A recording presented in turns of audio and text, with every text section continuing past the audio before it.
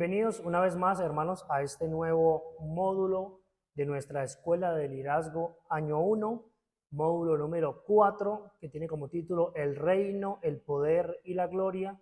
Y el día de hoy vamos a ver la lección número 1. Antes de iniciar, vamos a hacer una oración para que sea el Espíritu Santo el que nos direccione en este día. Señor, te damos gracias una vez más por esta oportunidad que nos permites reunirnos de manera presencial y virtual, Señor, para compartir esta enseñanza del día de hoy. Te pedimos que seas tú por medio de esta historia, por medio de lo que vamos al día de hoy, Señor, a enseñar, a aprender, que podamos, Señor, comprender, entender tu palabra y que podamos crecer en el conocimiento, Señor, de lo que tú has hecho en nuestras vidas, de lo que has hecho en la vida de aquellos que vivieron esta época, Señor, y cómo podemos aplicarlo a nuestra vida al día de hoy. Te damos las gracias y que sea tu Espíritu Santo el que nos enseñe y el que nos instruya en este día. En el nombre de Jesús, amén y amén. Antes de iniciar, quiero recordarles que venimos del módulo anterior número 3, que se llamaba Tiendas, Templos y Palacios, donde hablamos acerca de la historia del pueblo de Dios, ¿cierto? Desde Abraham hasta el cautiverio en Babilonia y lo que sería otra vez cuando regresan el pueblo judío, ¿sí? El pueblo hebreo, o lo que quedó del reino de Israel, regresa ¿a dónde? Al territorio donde ellos vivían antes, y a partir de ahí inicia una nueva historia, del cual el día de hoy, a partir de esta lección número 1, vamos a iniciar a hablar. No podemos hablar específicamente de todo lo que se vivió en esa época, pero es importante que empecemos a recalcar un poco aquello que se vivió, qué pasó, para poder entender lo que dice todo el Nuevo Testamento, y por lo tanto, esta lección, este módulo del día de hoy, que tiene como título módulo 4, el reino, el poder y la gloria, va a hablar de todo lo que sucedió en lo que nosotros conocemos como el Nuevo Testamento. O sea, ya vimos todo lo que concernía al Antiguo Testamento, ahora vamos a ver lo que viene concerniente al Nuevo Testamento. Y el título de la lección número 1 del día de hoy tiene como título El Nuevo Testamento y su mundo. Y eso es lo que vamos a ver en el día de hoy. Y ya hablando un poco de lo que sería la introducción de la lección del día de hoy, vamos a ver lo siguiente, y es que el mundo al que vino Jesús y en el que nació la iglesia estaba marcado por tres grandes influencias: el poder romano, la cultura griega y la religión judía.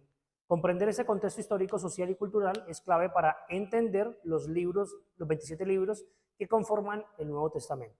Entonces, a partir de esta lección número 1, de este módulo número 4, vamos a empezar a ver un poco acerca de toda esta información, de todo lo que ocurrió alrededor de la escritura del Nuevo Testamento, de la época en la que Jesús vivió en la tierra, conocer un poco lo que serían estas culturas que rodearon esta historia para comprender y entender qué es lo que pasó, y cuando leamos la palabra, cuando leamos el Nuevo Testamento, claramente podamos entenderlo de una mejor manera. ¿Por qué? Porque ya hemos comprendido lo que serían los contextos históricos y culturales de esta época. Entonces, dando ya inicio a la lección del día de hoy, vamos a ver el punto número 1, el cual tiene como título El trasfondo del Nuevo Testamento. Y pues claramente queremos entender de que todo lo que se vivió y todo lo que está escrito en la Biblia surgió en medio de contextos culturales, históricos, políticos, económicos y muchas otras cosas más. Y para poder comprender y entender estos contextos, pues es importante profundizar un poco acerca de lo que se vivió en esa época. Aclaro, en esta lección, en esta clase del día de hoy, pues no podemos dar a mayor profundidad toda la información, pero en la descripción del video voy a dejar algunos enlaces de algunos videos donde se profundiza más acerca de ciertos temas en específico, que sería importante que cada uno de nosotros podamos verlos y entenderlos para que así comprendamos de una mejor manera lo que pasó en esta época. Entonces, viendo en este punto número 1, llamado el trasfondo del Nuevo Testamento, ahora pasamos a lo que sería el punto número A.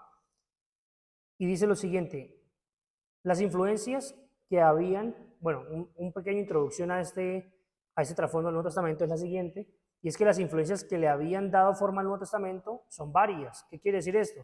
Que pese a que los romanos dominaban Palestina, el Nuevo Testamento se escribió en griego, el idioma internacional de ese tiempo y región. Entonces, vamos a ver ya desde un inicio, que nos está afirmando en esta lección del día de hoy, que el Nuevo Testamento se escribió ¿en qué idioma? En el griego. Recordemos que el Antiguo Testamento se escribió sobre todo en hebreo, y ya el Nuevo Testamento, que se escribe mucho tiempo después de la culminación de lo que se escribió en el Antiguo Testamento, Ya ahora este Nuevo Testamento se escribe en un idioma diferente, que es el griego. También va a tener otros textos bíblicos en los cuales también están en otros idiomas, pero principalmente casi todo el Nuevo Testamento está escrito ¿en qué?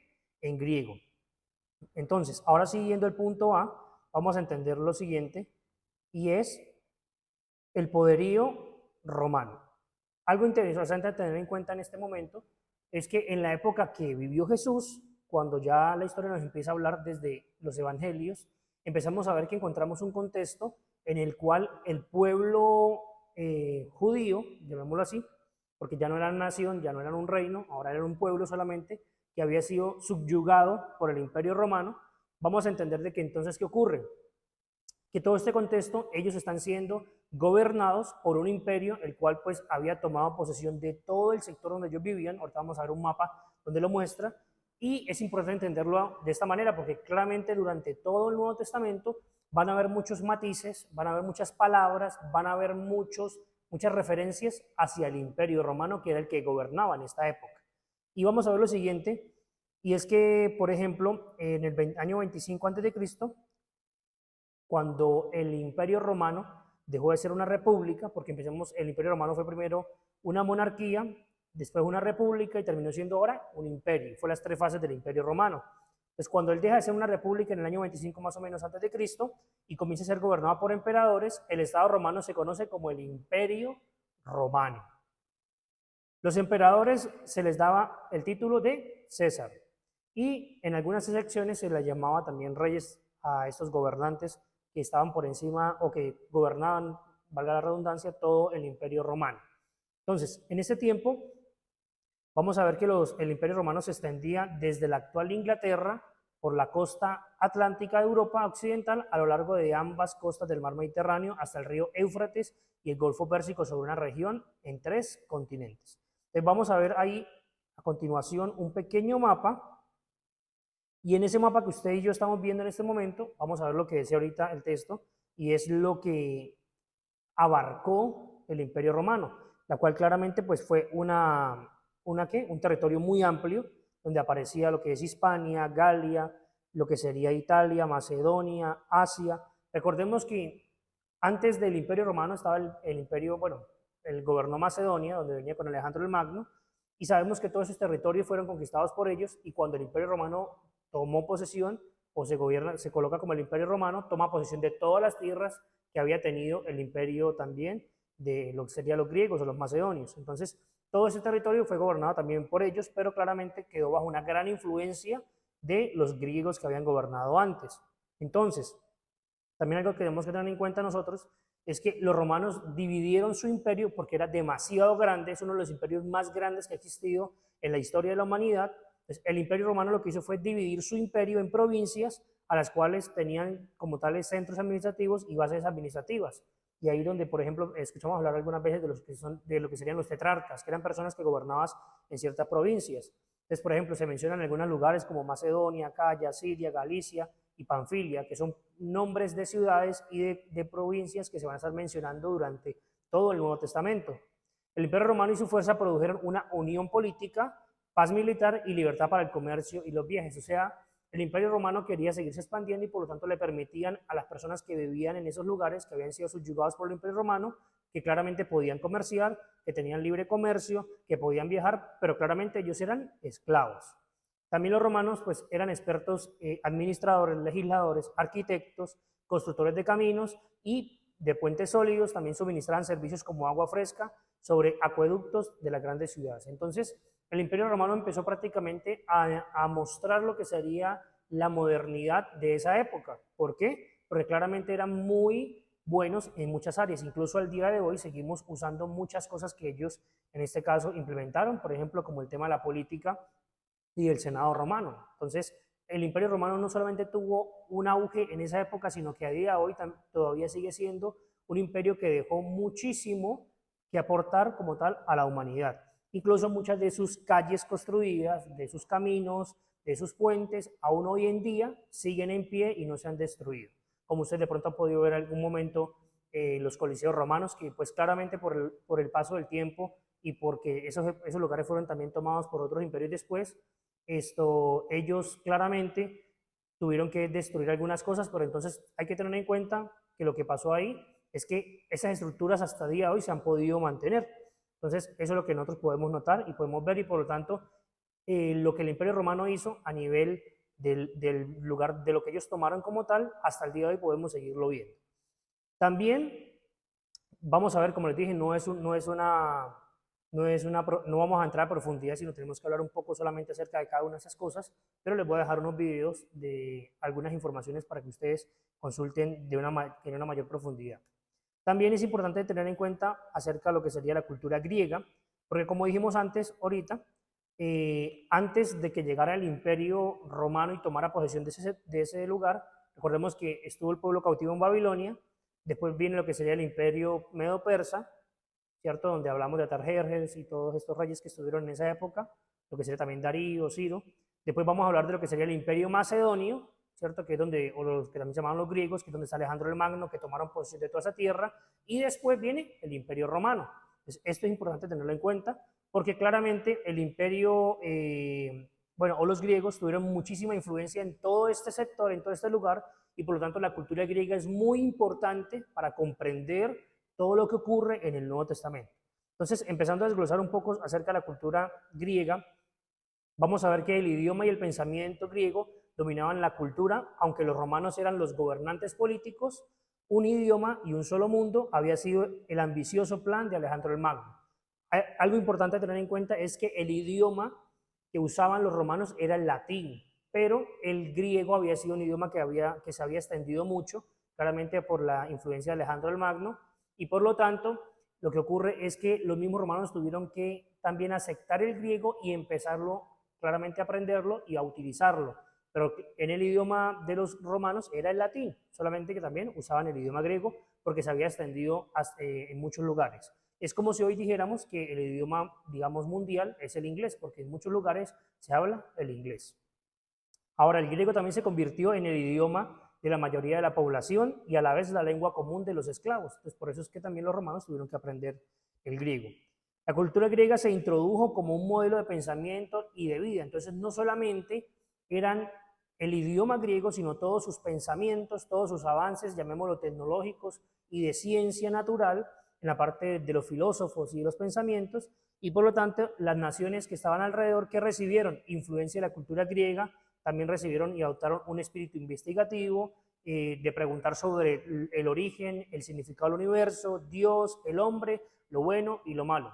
Y recordemos que en esta época era muy conocido, o muy, sí, llamémoslo así, muy conocido, el tema de los filósofos, y recordemos que antes de que Jesús naciera habían vivido filósofos que fueron muy importantes para estas épocas, que implantaron ciertas creencias y filosofías que las personas estaban implementando. Por ejemplo, podríamos hablar de Anaximandro, Anaxímenes, Pitágoras, Heráclito, Parménides.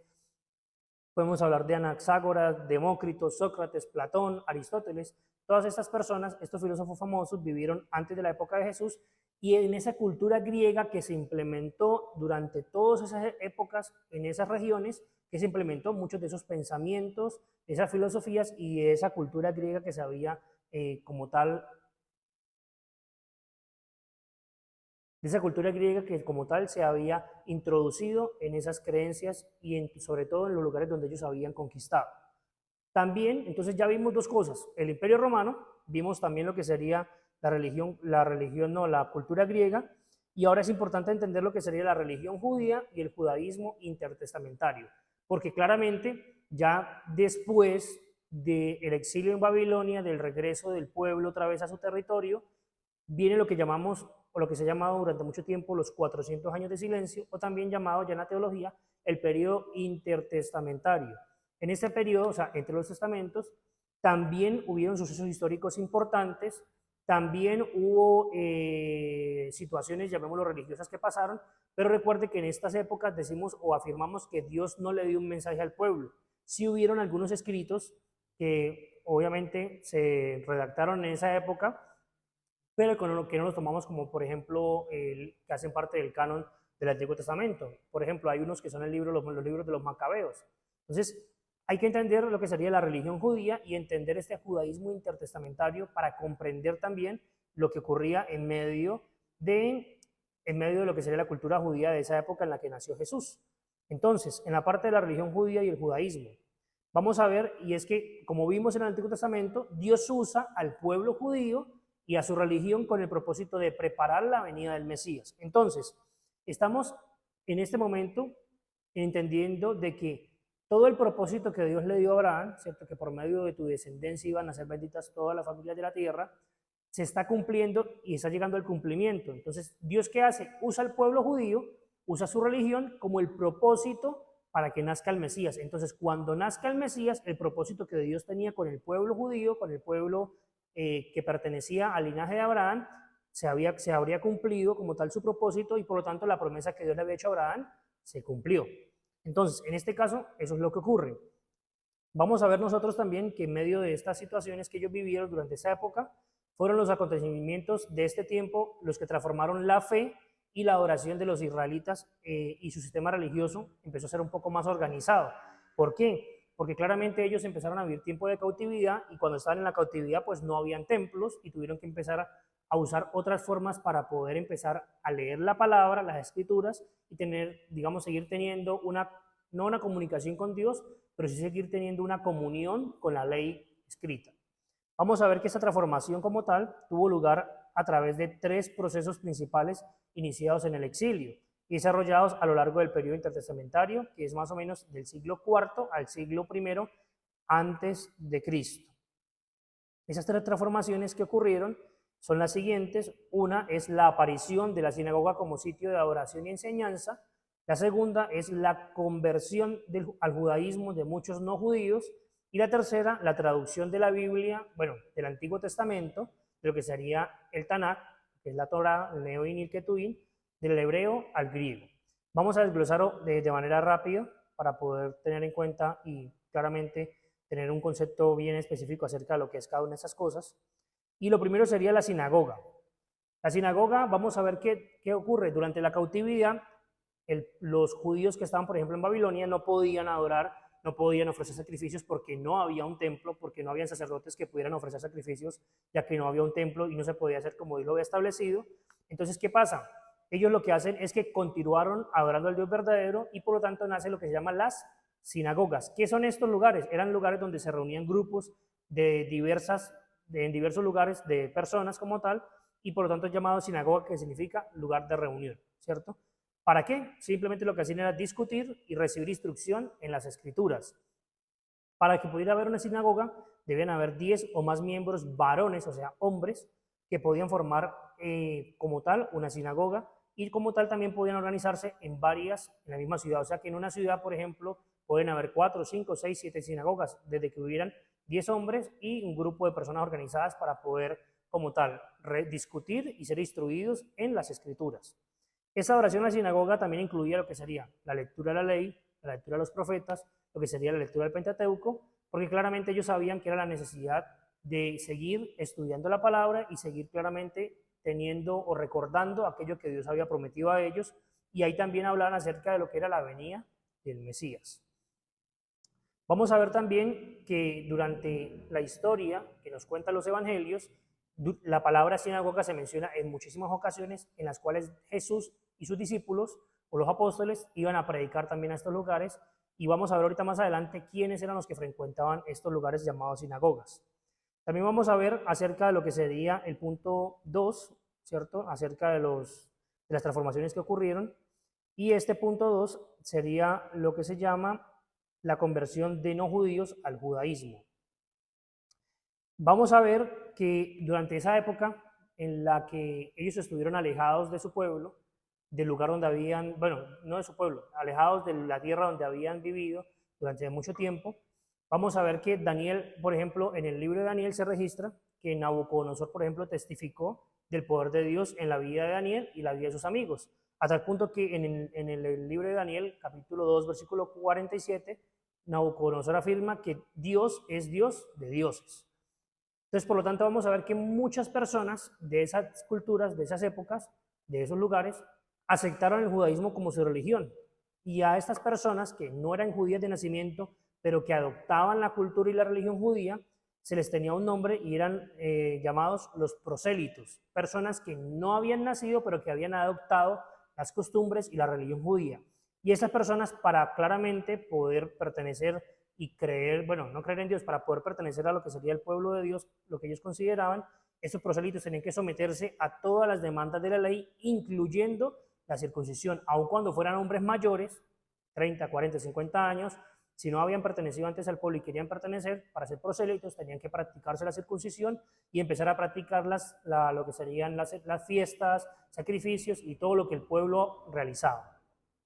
La tercera transformación que se realizó es lo que se llamó la Septuaginta, que es una de las cosas más importantes que pasó en esta época, ya que lo que hizo la Septuaginta fue tomar la traducción de la Biblia hebrea, ¿cierto? Y pasarla al griego. ¿Por qué? Fue muy importante, porque durante el exilio a Babilonia muchas personas habían perdido o ya no usaban el idioma hebreo como una lengua materna o una lengua natal, sino que usaban otros idiomas. Recordemos que los caldeos hablan también otro idioma diferente, pero al tomar Macedonia, todo el lugar, ¿cierto? Se instaura lo que es el griego, entonces fue importante traducir esa Biblia del hebreo hacia el griego y por lo tanto se llamó la Septuaginta. Entonces, claramente, muchos de los escritores del Nuevo Testamento, incluso Jesús, también tuvieron que haber leído en algunos momentos la Septuaginta. ¿Por qué se llamaba la Septuaginta? Simplemente esa palabra significa los 70 y es porque la tradición dice que 72 eruditos realizaron la traducción de esta obra, que tuvieron mucho cuidado al hacerlo y había muchas cosas que tenían que tener en específico ellos para poder realizar y fue muy importante para el pueblo hebreo porque claramente en esa nueva época en la que estaban siendo gobernados primero por los griegos y después por los romanos, pudieron seguir predicando su palabra o las enseñanzas de Dios, de las Escrituras, por medio de ¿qué? De la Septuaginta. Entonces, claramente fue una de las cosas más importantes, como por ejemplo cuando se inventó la imprenta de Gutenberg y la Biblia se empezó a imprimir allí, y también cuando se hizo la traducción del latín a otros idiomas. Entonces, esto es algo importante que pasó y que tenemos que tenerlo en cuenta. Ahora, en un siguiente punto, tendríamos que también tener en cuenta lo que fue en el punto número D, el judaísmo en el Nuevo Testamento, porque la religión judía del imperio, de lo que fue, del imperio no, perdón, de lo que fue la nación de Israel, del reino de Israel, fue transformada un poco a lo que sería el judaísmo del Nuevo Testamento. Vamos a ver que en este Nuevo Testamento el judaísmo se agrupaba en, bueno, no solamente en dos grupos, habían varios grupos, pero entonces los principales de estos grupos religiosos que se habían hecho, llamémoslo partidos principales dentro del judaísmo, son lo que llamamos, o lo que se llaman los fariseos y los saduceos. Estos como tal eran al mismo tiempo escuelas de pensamiento y de interpretación bíblica como facciones políticas. Entonces, estas dos palabras se usan muchísimo durante todo el Nuevo Testamento, lo que son los fariseos y los saduceos. Vamos a explicar un poquito acerca de quiénes eran estos partidos principales dentro del judaísmo. Entonces, en primera instancia, los fariseos. Los fariseos se consideran a sí mismos como el verdadero Israel de Dios. El nombre fariseo significa separado, seguían estrictamente la ley y las tradiciones de los ancianos y aceptaban los textos proféticos. Los escribas le ayudaban a observar la ley, ya que la interpretaban en su sentido y les ayudaban a explicarla con condiciones cambiantes de la vida diaria. Entonces, vamos a ver nosotros que los fariseos como tal tenían un origen en el periodo helenístico. Recordemos que como empieza el griego y la escultura griega se empieza a hacer influencia en ese sector, a esa gente le llamaban los helénicos o los movimientos helenísticos, el periodo helenístico, y por lo tanto surge una rama muy, muy ortodoxa del judaísmo, que son los fariseos, los cuales querían proteger sus enseñanzas, proteger lo que Dios había hecho y por lo tanto se vuelven muy cerrados y muy estrictos en sus enseñanzas y se hacen llamar los fariseos. Estos fariseos no eran sacerdotes, algunos sí, pero no todos, pero eran personas que eran muy instruidas, por ejemplo, que sería la Torá. También esas personas sobre todo se enfocaban mucho en la interpretación oral de la ley, además del texto escrito. También era conocida como la Torá oral, que más adelante fue llamado el Talmud. Tenían una fuerte presencia entre el pueblo y eran muy populares porque eran o pertenecían a clases medias y clases bajas. Estos eran los fariseos. ¿Qué creían los fariseos? Creían en la resurrección de los muertos, creían en la vida después de la muerte, aceptaban la existencia de los ángeles, de los espíritus, respetaban estrictamente las normas de pureza y observación del sábado, y también valoraban tanto la ley escrita como la ley oral. Ahora, también está el segundo grupo, que es lo que se llama los saduceos. Y en este caso los saduceos, en contraste con los fariseos, los saduceos aceptaban solamente la ley como autoridad, solamente lo que estaba en la ley. Rechazaban las tradiciones de los ancianos y no creían en los ángeles, no creían en los espíritus, ni creían en la resurrección de los muertos. Eso es importante entenderlo porque hay muchos momentos en los que Jesús se dirige directamente hacia cada uno de esos grupos y les habla cosas específicas importantes a cada uno de ellos. Entonces, vamos a ver también, por ejemplo, que los saduceos, a diferencia de los fariseos, eran parte de lo que sería la élite aristocrática y sacerdotal del pueblo judío.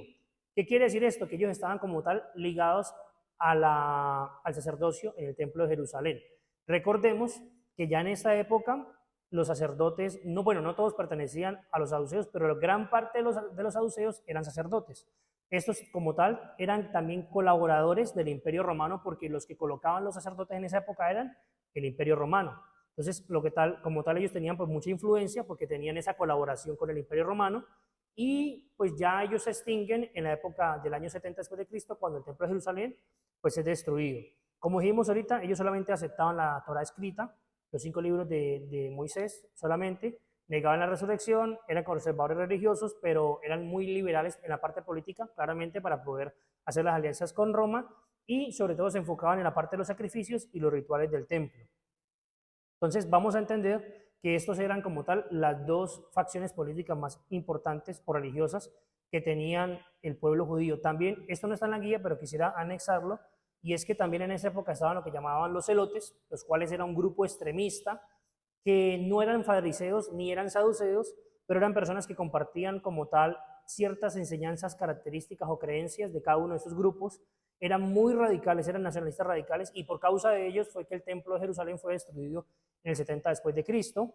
Ellos rechazaban cualquier colaboración con Roma e intentaban muchas veces generar problemas con Roma. Recordemos que Pedro, el apóstol Pedro o Simón, había sido un celote.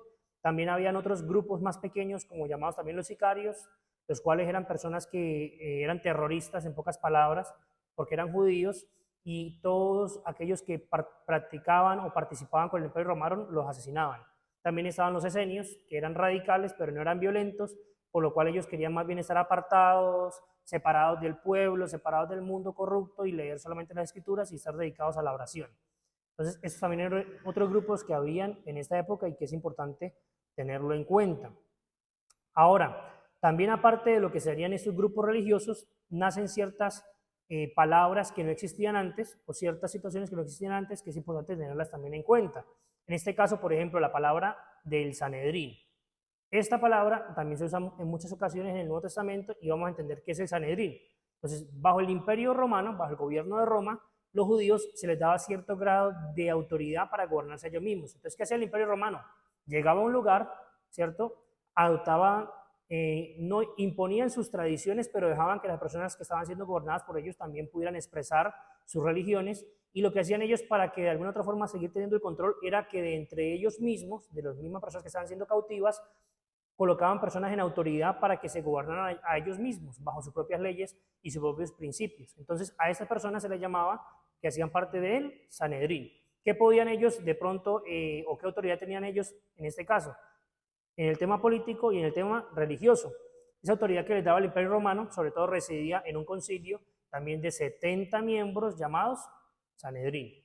El sumo sacerdote encabezaba este concilio, o sea, eran 71 personas, 71 hombres, porque el sumo sacerdote era uno, y los miembros podían en su mayoría ser sacerdotes y familias ricas. Sobre todo eran aristócratas los que pertenecían al Sanedrín. Los saduceos eran el grupo dominante, aunque habían algunos fariseos. Entonces, el Sanedrín y el sacerdocio sobre todo era dominado por los saduceos. Por eso en muchas ocasiones Jesús es claramente juzgado por ellos, por causa de que Jesús también, cuando hablaba en sus enseñanzas, digamos, los atacaba a ellos, no los atacaba directamente, sino que sus enseñanzas les hacía sentir a ellos que los estaban atacando. Entonces es importante claramente el Sanedrín para la época en la que estaban viviendo ellos, porque pues claramente les permitía juzgar ciertas cosas que ellos comprendían o sabían que no estaban bien. También, aparte de eso, está lo que sería el templo. Recordemos que el templo en esta época ya había sido destruido, el templo de Salomón, después es reconstruido, recordemos en la época de Zorobabel, de Nehemías, de Esdras, es reconstruido el templo pues de manera muy modesta, muy sencilla, pero cuando el Imperio Romano toma posesión de todo ese sector, que hace el Imperio Romano, más o menos en el año 20 a.C., lo que hace es que Herodes manda a destruir el templo que había, que era muy sencillo, muy modesto, y empieza a levantar un nuevo templo, que era un templo muy espléndido. Dicen que casi llegaba a ser el mismo nivel que el de Salomón. El templo de Herodes era similar a los anteriores en la parte del diseño, porque tenía una pared interna más allá de la cual los judíos no podían pasar y un pesado velo que separaba el lugar santo del lugar santísimo. O sea, Herodes se alió con estos judíos para poder hacer el templo conforme a lo que ellos querían, solamente con una forma de congraciarse, pero también de algo que vamos a decir ahorita. El sumo sacerdote y los que servían allí, pues claramente eran impuestos por el Imperio Romano y ellos allí podían llevar ceremonias a cabo y sacrificios. Pero recordemos que ya en esta época, en ese templo, no estaba el Arca del Pacto porque en medio del cautiverio del pueblo judío hacia Babilonia, el Arca del Pacto desapareció. Hoy en día, que si sigue existiendo, no lo sabemos realmente, pero el arca se desapareció. Vamos a ver entonces qué ocurre. A causa de este templo que construyó Herodes, claramente también con forma de congraciarse con el pueblo, también lo hacía para poder recaudar impuestos. Entonces, cada año, todo hombre varón israelita debía pagar un impuesto del templo, el cual equivalía a 2 días de sueldo para el mantenimiento del edificio y los sueldos para los sacerdotes. Así que se levantó un impuesto para claramente el templo mantenerlo y también para que los sacerdotes pudieran tener, digamos, un sueldo. Otra cosa que hay que tener en cuenta aparte del templo es las fiestas o las festividades que ellos en esta época realizaban. Entonces, vamos a hablar, por ejemplo, que en esta época los judíos, aunque fueron esparcidos por la diáspora, ¿cierto?, siguieron practicando algunas de las fiestas importantes que ellos vivían. Vamos a ver que 2 fiestas como tal, celebradas anualmente, eran de mucha importancia en los tiempos del Nuevo Testamento. ¿Cuáles serían estas 2? La Pascua y el Pentecostés. ¿Por qué? Porque estas 2, primero la Pascua era la más importante de todas, ya que conmemoraba la liberación del pueblo de Israel de la esclavitud egipcia y su principio como nación libre. Recordemos que como ellos estaban cautivos por Roma, claramente cada vez que recordaban que Dios los había liberado del imperio egipcio, ¿cierto?, de la esclavitud de Egipto, pues también anhelaban ser libres de la opresión de los romanos, así que era una celebración muy importante. Y la segunda fiesta importante era el Pentecostés, y esta era importante porque durante el periodo intertestamentario, de los 400 años de silencio, ellos la comienzan a celebrar como el aniversario de la entrega de la ley de Moisés, a Moisés. Entonces, en ese Pentecostés celebraban la entrega de la ley a Moisés y lo hacían 50 días después del Éxodo, así fue, entonces lo hacían 50 días después de la Pascua, por lo tanto se llamaba Pentecostés, que significa 50 días. Estas eran las 2 fiestas más importantes que se celebraron. Recuerde que la Pascua, Jesús establece la cena del Señor, y en el día de Pentecostés, 50 días después, cuando Jesucristo, muere en la cruz del Calvario, ¿cierto? Él vuelve otra vez y le dice a las personas, a los discípulos, que cuando Él haya de venir, que cuando ellos hayan recibido el Espíritu Santo, ¿van a qué? A ser testigos de lo que Él hizo. Entonces, en el día de Pentecostés vino el Espíritu Santo sobre los 120 que estaban reunidos en el lugar santo, en el aposento alto, y por lo tanto también es importante para nosotros este día de Pentecostés que se celebró, que para nosotros tiene un significado diferente que para los judíos de esta época. Ahora, ya entendiendo un poquito más acerca de lo que era como tal, pues el contexto histórico de esta época, como les dije, también les voy a dejar unos enlaces de unos videos para que ustedes los puedan ver y puedan profundizar un poquito más. Vamos a ver que ahora en este Nuevo Testamento vamos a tener en cuenta varias cosas, y es el segundo punto, que es el título que tienen los libros del Nuevo Testamento. Entonces vamos a ver lo siguiente. En este punto número 2, el Nuevo Testamento revela la justicia de Dios por la ley, la gracia y la verdad de Jesucristo, y es necesario estudiar la clase de contenido que tiene. Entonces, ahorita vamos a ver acerca solamente de lo que serían los autores, los géneros literarios y la cronología de estos libros. ¿Y cuántos fueron? 27 libros que se escribieron en el Nuevo Testamento.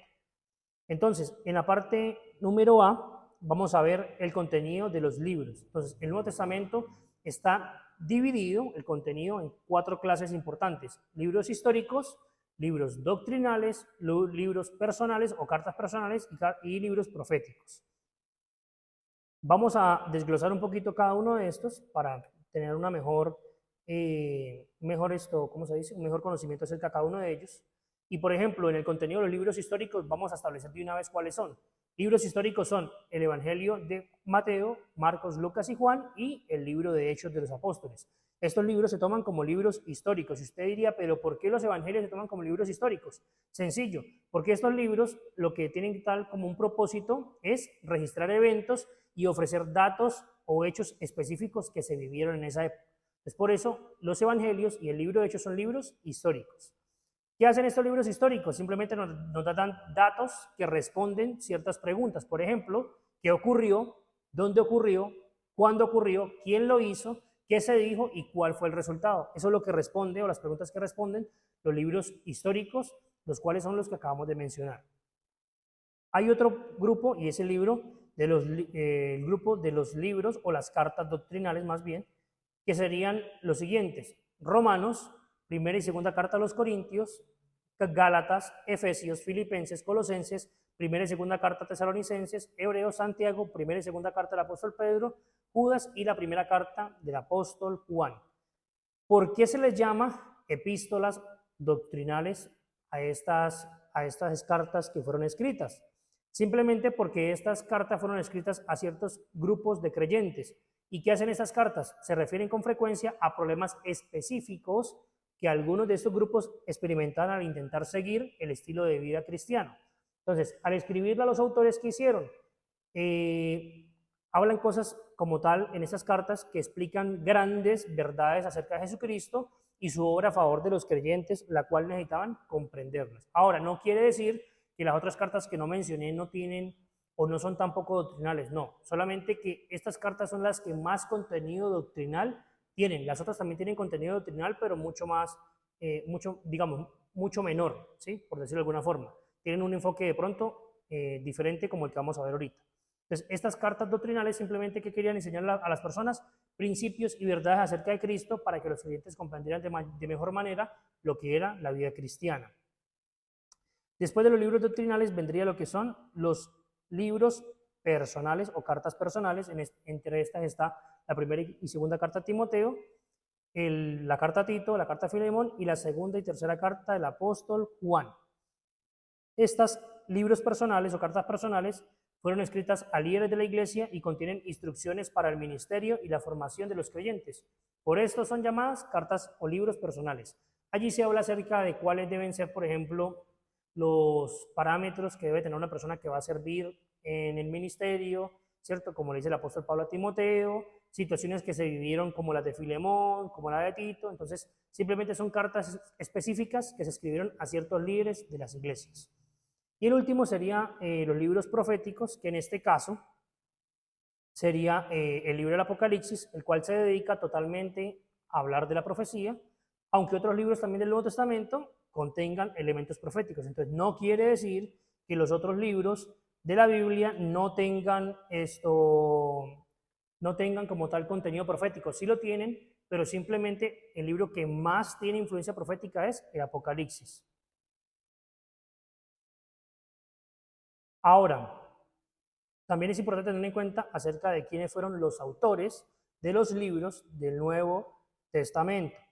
¿Por qué es importante tenerlo en cuenta? Porque claramente, como dijimos en clases anteriores, en otros módulos, la Biblia fue inspirada por el Espíritu Santo de Dios, pero hubo personas que escribieron estos libros que fueron inspiradas por el Espíritu Santo de Dios. Entonces vamos a hablar acerca de 9 escritores, que fueron los que escribieron o los que fueron los autores de los libros que están en el Nuevo Testamento. Entonces vamos a hablar, por ejemplo, de Mateo, de Pedro, de Juan, de Marcos, de Judas, de Santiago, de Lucas, de Pablo y el anónimo, que sería el que escribió la carta a los hebreos, que en un principio se le otorgó al apóstol Pablo, pero que ya tiempo después, haciendo un buen análisis hermenéutico y exegético de esos textos, pues se pudo evidenciar que probablemente Pablo no lo escribió. Vamos a ver aquí en este cuadro a continuación, ya de manera más detallada, qué libros escribieron qué personas. Entonces, por ejemplo, Mateo escribió el Evangelio de Mateo, Marcos escribió el Evangelio de Marcos, Lucas el Evangelio de Lucas, También claramente Lucas escribe el libro de los Hechos. Juan escribe el Evangelio según San Juan, las primera, segunda, tercera epístola de Juan y el Apocalipsis. Santiago también escribe lo que sería la epístola de Santiago, Judas, la epístola de Judas, Pedro, la primera y la segunda carta del apóstol Pedro, y la epístola de los Hebreos, que es desconocida, y al apóstol Pablo se le coloca la autoría de los siguientes libros: Romanos, Corintios, Gálatas, Efesios, Filipenses, Colosenses, Tesalonicenses, las cartas a Timoteo, a Tito y a Filemón. Entonces, el mayor escritor de libros o cartas del Nuevo Testamento fue el apóstol Pablo. Y esos autores son importantes tenerlos en cuenta para uno claramente comprender y entender qué personas fueron los que lo escribieron y cuáles eran sus motivaciones, que obviamente tenemos que más adelante a mayor profundidad entender la motivación por la cual se escribió cada uno de estos libros y a qué tipo de personas o a qué grupo de personas fueron escritos para poder comprender y entender qué es lo que quiere decir cada uno de estos escritos. Y lo último que vamos a ver nosotros en este caso el día de hoy es lo que sería la cronología de estos libros. Entonces, vamos a ver que los eventos históricos que se mencionan durante estas épocas ocurrieron en un lapso de tiempo aproximado de 100 años, entre el año 6 o 5 antes de Cristo hasta el año 95 después de Cristo, que es el último libro que fue escrito. Y vamos a ver a continuación un pequeño diagrama, un pequeño cuadro, donde lo vamos a ver. Entonces, la vida del ministerio de Jesús se escribe, o se escribió, o se ocurrió, perdón, entre el año 4 antes de Cristo al 30 después de Cristo. Allí están los evangelios de Mateo, Marcos, Lucas y Juan. El comienzo y el crecimiento de la iglesia, año 30 después de Cristo al 60 después de Cristo, allí se escribe Hechos, Santiago, Gálatas, Tesalonicenses, Corintios, Romanos, Colosenses, Efesios, Filemón y Filipenses. Y el último parte, lo que sería la continuación del crecimiento de la iglesia y la persecución de la iglesia, se escribe entre el año 60 al 95 después de Cristo, y allí están las cartas de Timoteo, Tito, Pedro, Hebreos, Judas, primera, segunda y tercera carta del apóstol Juan, y por último el libro del Apocalipsis. Entonces, en la parte cronológica, estas son las fechas en las cuales, o los tiempos en los cuales se escribieron estos libros y también en las épocas en las que se vivieron esas situaciones. Entonces, en la clase del día de hoy hemos visto este pequeño panorama bíblico del Nuevo Testamento y es claramente para poder entender lo que viene en las siguientes lecciones. Así que esto sería prácticamente como una pequeña precuela de lo que vamos a ver en las siguientes lecciones, porque para entender las lecciones que vienen hay que tener muy presente todas estas palabras que el día de hoy mencionamos. El Imperio Romano, la cultura griega, la cultura judía, los fariseos, los saduceos, los helenistas, los judíos, tener en cuenta también lo que fueron las escrituras del Nuevo Testamento, los libros, las cartas, para comprender lo que viene más adelante. Entonces, esta ha sido la clase del día de hoy, espero que la hayan podido disfrutar y como les dije, les voy a dejar en la descripción unos enlaces a otros videos para que puedan profundizar más en ciertos temas específicos. Bendiciones.